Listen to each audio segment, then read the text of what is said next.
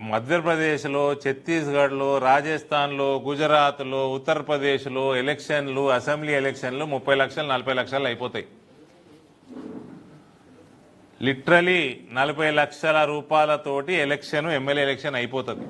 కాబట్టి అక్కడ ఇసుక దందాలు, మొరం దందాలు, గుట్టలు అమ్ముకునుడు, దొంగ క్వారీలు నడుపుడు, బిల్డింగ్లు కట్టుకుంటే కమిషన్లు మింగుడు, రోడ్లు వేసుకుంటే డిస్కౌంట్లు, మన ఏమంటారు కమిషన్లు, కాళేశ్వరం మునిగిపోడు,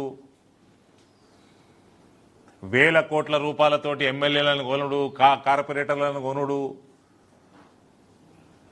ఇటువంటి కల్చర్ అక్కడ ఉండదు. కాబట్టి మీడియా సమావేశం ద్వారా నేను చేసిన ప్రయత్నాన్ని ఇంటలెక్చువల్ సమాజం ముందుకు తీసుకోవాల్సిందిగా నేను కోరుకుంటా ఉన్నా. Specially doctors, advocates, chartered అకౌంటెంట్సు, teachers, దయచేసి ఈ జీరో బడ్జెట్ పాలిటిక్స్ అన్నది ఏదైతే మనం కొరుట్లాలో మొదలు పెట్టుకున్నామో అది ప్రజల మధ్యకి ఎక్కువ తీసుకెళ్లే అవకాశం వీళ్ళందరికీ ఉంటుంది.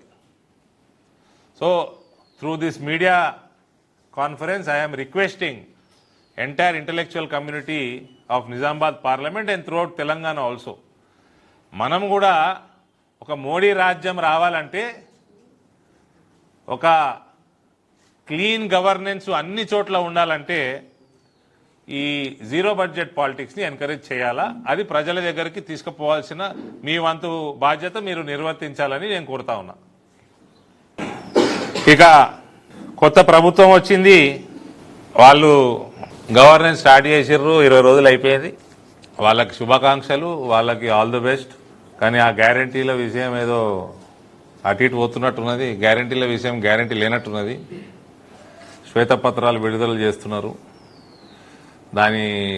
దానికి నాకైతే అర్థం కనబడలేదు. శ్వేతపత్రము 7 లక్షల కోట్ల అప్పులు ఉన్నాయని అందరికీ తెలిసిన విషయమే. అది మీరు మేనిఫెస్టోలో 6 గ్యారంటీలు అయితే మనం మాట్లాడుకుంటా ఉంటాము. దాదాపు 42 వాగ్దానాలు ఉన్నట్టున్నాయి అలా కాంగ్రెస్ పార్టీ. మొత్తం 412 వాగ్దానాలు ఉన్నాయి.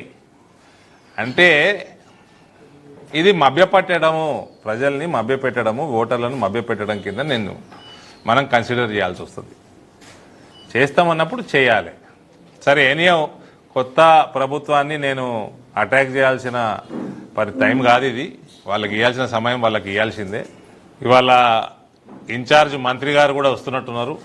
సో ఆ కార్యక్రమాల్లో కూడా నేను పాల్గొంటాను 4 గంటలకి. చాలా కాలం అయింది, అందుకే మీ అందరితోటి కలిసి మాట్లాడాలని ఈ చిట్ చాట్ కార్యక్రమం పెట్టుకోవడం జరిగింది.